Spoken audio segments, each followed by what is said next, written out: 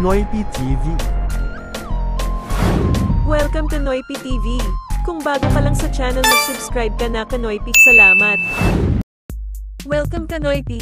Kung bago ka pa lang sa channel ay mag-subscribe ka na at i-click na din ang notification bell para updated ka sa mga latest videos. Mainit-init na chika mga Kanoypi. Oh my goodness, base sa source natin ay dapat pala pagkatapos ng Hello, Love, Goodbye na movie nila ni Catherine Bernardo at Alden Richard ay may kasunod na sequel pala ito, ngunit ipinagbawal daw ni Daniel Padilla ang kanyang ex-girlfriend na noon ay jowa niya, na ipinagbawal niya na makapartner ulit ang aktor na si Alden Richard. Oh my goodness. Sabi ng veteran entertainment reporter Reggie Bonoan reported in Bandera, may nagsabi sa kanya na source, ukol sa pagbabawal ni Daniel Padilla na makapartner ulit ni Catherine si Alden dito nga sa movie na Hello, Love, Goodbye. Naging successful nga itong movie nung ipinalabas ito noong 2019. Nakaset na daw ang susunod na sequel kaso nagkapandemya, at sisimulan ito sana noong 2021. Base ito sa source na sinabi sa reporter na si Reggie Bonoan.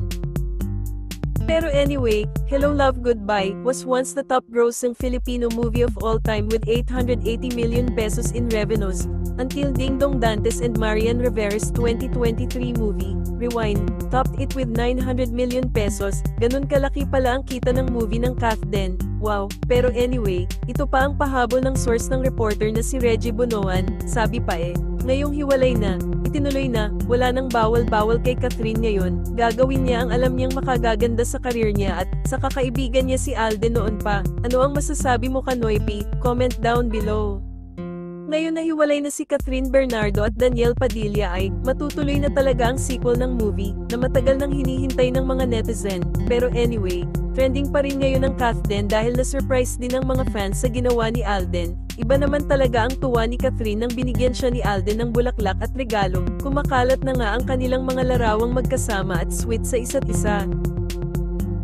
At ito ang mga iilang komento ng mga netizen. Sabi pa dito ng isa, nagseselos siya kay Alden, nasa huli ang pagsisisi. Si Kath pwede kahit sino, kahit walang leading man, magaling At hirit pa ng isa. Part 2 Hello Love Goodbye, nakakabitin. Ginawa mo yun Maraming para salamat sa panonood. Huwag makalimutang mag-subscribe, like at mag-share at i-click na din ang notification bell para updated ka sa mga latest videos ng Noypi TV. Salamat. Mahal mo ko. Oo. Marry me.